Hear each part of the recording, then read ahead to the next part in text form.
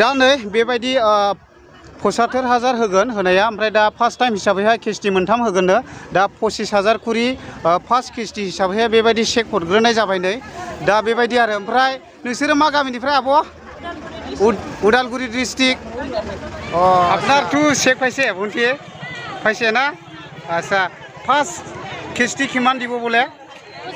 25,000 না আচ্ছা তেনেহলে এতিয়া মানে অলরেডি চেক পাইছিল না আচ্ছা তিনিটা কিস্তি দিব না 75,000 তো ক'তপৰা ভন্টিয়ে আচ্ছা দে মনটো কেনেকুৱা লাগিছে যেনিবা ভাল লাগিছে বহুত দে অলপমান স্বাৱলম্বী হ'ব পাৰিব এসএসজি মহিলাখিনি আচ্ছা দে दा लोगोफोर बाक्सा मसलपुर उदालबारि गामियाव नोंथांमोना मानि थाखाय दंफैयो नोंथांमोना निश्चय आंनि भिडिअनि गेजेरजोंनो नुखाबाय ओमफ्राय बेजों लोगोसे बे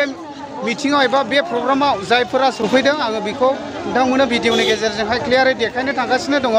दा जाय भिडिअखौ नायनो इन्टारेस्टेड मोनो नोंथांमोना नायफालांनो हागोन सोर मा गामिनिफ्राय फैदों एबा मा डिस्ट्रिक्टनिफ्राय फैदों नोंथांमोना गासैखौबो नुलांजोबगोन आरो ना दा नैबेथ' डाइनिं हल जाहैबाय जानाय लोंनायखौबो फ्रि होदों ओमफ्राय आङो मा मोनजादों एसे सोंनि र' ইয়াত কি ব্যৱস্থা কৰি দিছে ইয়াতে পেকেট লাঞ্চৰ ব্যৱস্থা আছে খাব পাৰিব পানী ব্যৱস্থা বিনামূলীয়া अब्ला नायलांदो लोगोफोर नैबेयावहाय ओंखाम जादोंमोन आरोना ओमफ्राय बेबायदिनो दाब जायगानिफ्राय सफैदों नै ओमफ्राय बिटिआर सरकारा माइनाव सोरां बिथांखिनि गेजेरजों बेबायदिनो 3,865टा ग्रुपनो फार्स्ट टाइम हिसाबै 25,000 कुरि चेकखौ राननानै होनाय जाबाय ओमफ्राय टटेल मोनफ्रोमबो ग्रुपआनो 75,000 कुरि मोनगोननो ओमफ्राय बेखौहाय बेबायदिनो किस्ति मोनथामै सोनानै होगोननो 25,000 कुरि ओमफ्राय बेजों लोगोसे दुखुनांथाव बाथ्रा बांसिन सेल्फ हेल्प ग्रुपफ्रानो मोननाय जायाखिसै इयाव सिलेक्टबो जानाय जायाखिसै ओमफ्राय बेजों लोगोसे बिसोरखौबो मोनगोन होनदों ओमफ्राय दा सरकारा बिसोरनि थाखाय माला सोनानै होयो दा सम आरो बोथोरखौ नेनानै थादो दा बेखिनिखौनो आङो मिथिहरनाय थाबाय लायदो थां मोनजागोन दां दा बिसोरबो फैजोब्बाय आरोना नै हाहिले ना उन्दी नै गासिबो सेल्फ हेल्प ग्रुपनि गोजा जाहैबाय बिसोरो ओमफ्राय खायफा थान्दा जादों नै ओंखाम मोनजाबाय ओमफ्राय मिटिंखौ खोनासंबाय नोंसोर माथो होनदों गेदेरफ्रा एसे दुखु मोनदों जोङो दा मा मोनखानायबा गोजोन लाङोमोन फैनाय जोङो दा जेनेबा मा बुंदों बिसोर ब्लगाव हरगोन आच्छा बिदिब्ला ब्लगाव थांनो हासिगौ जेनेबा माने बेयावथ' गोबां नालाय सोरनो होथ्र'नो दा बेनिखायनो ब्लग वाइसै हरगोन जानांगौ बिसोरो दा बेनो आरो ओमफ्राय फार्स्ट किस्ति हिसाबै 25,000 सोगोन होनदों दानिया किस्ति मोनथाम सोसिगोन बिसोरो दा बेबायदि आरो माने जों गरमनि थाखाय सिङावहाय डिटेल्स इन्टेलेक्सुवेल नेताफोरनिफ्राय खोनासङाखिसै मा बुंदों मा बुङाखिसै ক'তপৰা उदी আমি আহিছো শ্ৰীৰামপুৰৰ পৰা আমাৰ হল গোসাইগাঁও সমষ্টি আচ্ছা গোসাইগাঁও সমষ্টিৰ পৰা না হয় আচ্ছা কেনেকুৱা পাইছে মনটো যেনিবা ভাল লাগিছে খুব আমি খুব এটা আশা লৈ ইমান দূৰ ৰাস্তা আহিলো গোটেই মহিলাখিনি একেলগ হৈছো একেলগ খাইছো ভাবিছো আৰু আমাৰ হেমন্ত মামা এতিয়া আৰু আমাক সুখী কৰিব যেন পাইছো আৰু বিটিআৰ চৰকাৰ আমাৰ প্ৰমোদ বড়ো ছাৰ খুবেই সুখী আমাক কৰিছে যেন পাইছো কিন্তু এটা কিবা কথা বিতৰণ হৈ আছে এইটো কথা একচুৱেলি হ'ব নালাগে আমাৰ সবাই আজি এয়া বুঢ়ো আদিবাসী সান্তাল সব জনগোষ্ঠীৰ মহিলা আমি একেলগ হৈছো এইটো মেছেজৰ ধাৰা মই আজি জনাব বিচাৰিছো যাতে আজিৰ দিনটোত যেনেকুৱা পৰিৱেশ এনেকুৱা পৰিৱেশ যাতে আমাৰ অসমত থাকে আগন্তুক দিনত এইবিলাক লৈ যাতে কোনো ধৰণৰ মানে হেৰি নহয় বিবাদ নহয় মই সেইটোৱে আমাৰ ৰাজ্যসভাৰ মহোদয় সংসদৰ মহোদয়ক মই এইটো ভাষণৰ জৰিয়তে মই এইটো মেছেজ দিব বিচাৰিছো যাতে কোনো ধৰণৰ আমাৰ হিংসাত্মক বস্তুটো আমাৰ অসমত আহিব নালাগে হ্যাঁ আমি আজি যিটো আমাৰ বিটিআৰ চৰকাৰ যিটো প্ৰমোদ বড়ো ছাৰ ডাঙৰীয়া যিটো প্ৰচাৰ হাতত নিছে আমি খুবেই আনন্দিত সুখী হৈছো ইমান দূৰৰ ৰাস্তা মই গাড়ী ছিড়ে পোৱা নাই খাৰা হৈ আহিছো তথাপিও মনটো ভাল লাগিছে গোটেই আমাৰ সুপাৰভাইজাৰ গোটেই আমাৰ ষ্টাফ যত ধৰণৰ বিভিন্ন মানে সব মানুহ আজি এক সমনীয়া এক গোট হৈছো গতিকে মই এইখিনি কৈ অসম চৰকাৰক ধন্যবাদ নমস্কাৰ थैंक यू मेन गेटआ बेनो आरो नै माइनाव सोरां बिथांखि आरोना रिक्सा बेबायदि आरो ओमफ्राय आं एसे पाब्लिकफोरखौ देखायनोसै नोंथांमोना जाय भिडिअआवहाय नुफादों जुदि कमेन्ट खालामनो गोसोब्ला कमेन्ट खालामनो हागोन आंखौबो नुदों होननानै आरोना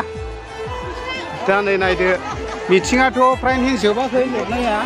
एसेल' अब्लाबो फैगासिनो दं आरोना नै मानसिया फुरा गरमखा आरो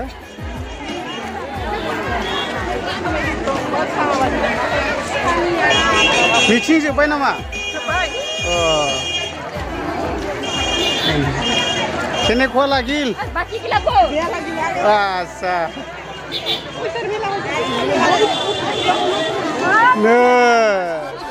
मिथिं जोब्बाय आब'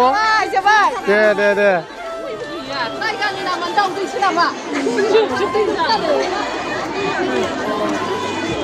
दा सोर फैदोंमोन मा गामिनिफ्राय नै बाजैया मोजां दा खबर सबर दे बाजै अनसु आरोना बाजै अनसु डेली ब्लग ओमफ्राय सोर फैदों आङो फुरा दिनैनि दिनाव देखायखानायसै आरोना ओमफ्राय सोरखौ सिनायो कमेन्ट खालामदो भिडिअआ एसे गोलाव जाबाबो होनोसै आङो अयथासार जुदि बेखौ खेबबाय थानांगौब्ला 1.5 घन्टासो लागोन खोमा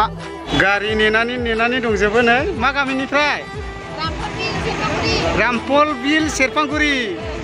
वाव दा नायदो नै फुरा धामाका गावबागाव पेसेन्जारफोरखौ लांफैनो खुनु सुबिदायानो गैया आरोना फुरा ट्राफिक जाम जाबाय नालाय ओमफ्राय दा जोंनाबो नै सिगाङाव बेबायदिसो जानानै दं नै स्करपिय' गंसे हाबजानायनि केपासिटियानो गैया आरो लामाया नै दा बेबायदि जाथेनानै दङ नै दा फुरा गिदिर आरो नै एसे सोंस्रोलाबायलांनोसै आङो मा गामिनिफ्राय क'क्राझार सेरफांगुरि आच्छा ओमफ्राय आच्छा दे दा बहुद गोबां दाब जायगानिफ्राय फैदों आरोना नै ओमफ्राय गोसोआव मा रोखोम मोनदों गोसोफ्राव मा रोखोम मोनदों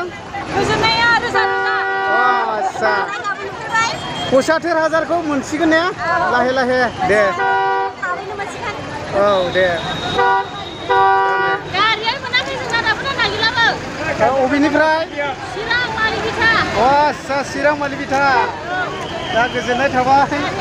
चिरां मालिबिथा भारत भुटान बर्डार ओमफ्राय नोंसोरलाय अबेनि